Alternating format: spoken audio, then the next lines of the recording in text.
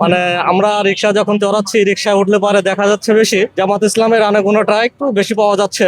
Voter কেন্দ্র করুক সবাই, বাড়ি বাড়িতে ভোট চাওয়া মানে তো গ্যালজাম ফেসাদ সৃষ্টি না। এটা মানে যে জনগণ যারে ভালো পায় তো যে জামাতের কথাই মানুষের চেয়ে বেশি বলে। এটা ইসলামিক দল। মানে ভোট এরিয়াতে অনেক ভালোই হচ্ছে। আর আশা করা যায় এবারকার নির্বাচন জামাত ইসলামী এবং বিএনপির দুই পক্ষে একটা ইনভেন্ট দেখা যাচ্ছে, যেটা আপনার দলীয় সংযোগত ডক্টর শফিকুর রহমান এবং বিএনপিতে আছেন তারেক সাহেব। আলহামদুলিল্লাহ দুটোটাই আশা করা যায় সামনে ভালো হবে, এটা আশা করি।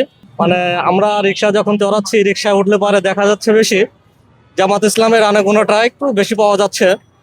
আলহামদুলিল্লাহ এবার আমরা আশা করি জামাত ইসলামী বাংলাদেশে একটু হোক, এটাই আমরা একটু আশা প্রত্যাশা করছি। বাগেরহাটের ঘটনাটা ঘটছে, এটা একটা মানে কেমন যেন একটা খুব খারাপ লেগেছে। জামাত ইসলামে এটা আগের থেকে যদি এরকম গ্যালজাম একটা ফ্যাসাদ সৃষ্টি হয়, এটা আসলে মানে বাংলাদেশের জন্য খুব দুঃখজনক বিষয়।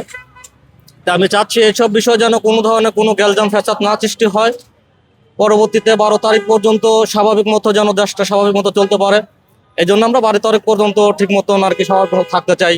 ভোটার কেন্দ্র করুক সবাই, বাড়ি বাড়িতে ভোট চাওয়া মানে তো গ্যালজাম ফেসাদ সৃষ্টি না। এটা তো মানে দেশকেই করা যায় না। ভোট কেন্দ্র যাইতে পারে ভোট গ্রহণের জন্য, বিএনপিও যাইতে পারে, জামাত ইসলামও যাইতে পারে, এটা বাংলাদেশের জন্য সবাই ভোটার কেন্দ্র যেতে পারে, কিন্তু এটার জন্য গ্যালজাম ফেসাদ করা মোটেও ঠিক না।